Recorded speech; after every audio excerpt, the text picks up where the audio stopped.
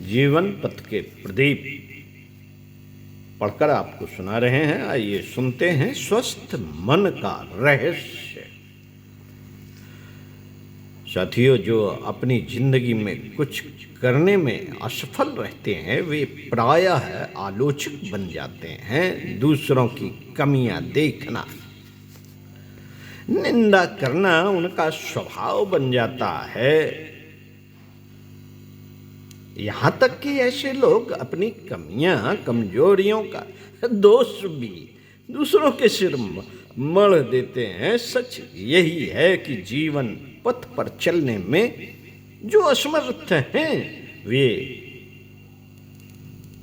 वे राह के किनारे खड़े होकर औरों पर पत्थर फेंकने लगते हैं। औरों पर पत्थर फेंकने लगते हैं। दरअसल यह मन की रोगी दशा है।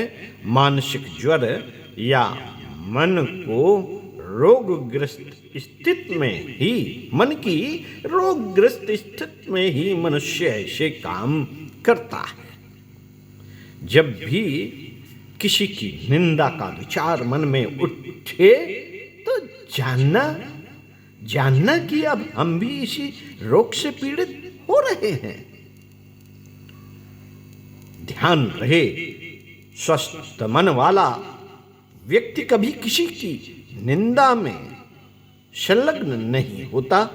यहां तक कि जब दूसरे उसकी निंदा कर रहे होते हैं तो वह उन पर दया ही अनुभव करता है। शरीर से बीमार ही नहीं, मन से बीमार भी दया के पात्र हैं। लोकमान्य तिलक से किसी ने आश्चर्यचकित होते हुए पूछा, कई बार आपकी बहुत निंदापूर्ण आलोचनाएं होती हैं लेकिन आप तो कभी विचलित नहीं होते। उत्तर में लोकमान्य मुस्कुराए और बोले, निंदा ही क्यों, कई बार लोग प्रशंसा भी करते हैं। ऐसा कहकर उन्होंने पूछने वाले की आंखों में गहराई से झांका और बोले, यह है तो मेरी जिंदगी का रहस्य, पर मैं आपको बता देना चाहता हूं।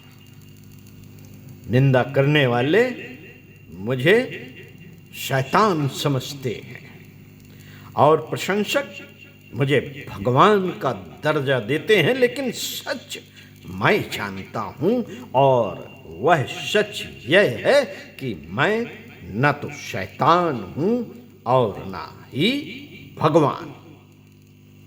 मैं तो एक इंसान हूं जिसमें थोड़ी कमियां हैं और थोड़ी अच्छाइयां, और मैं अपनी कमियों को दूर करने एवं अच्छाइयों को बढ़ाने में लगा रहता हूं। एक बात और भी है, लोकमान्य ने अपनी बात को आगे बढ़ाई। जब अपनी जिंदगी को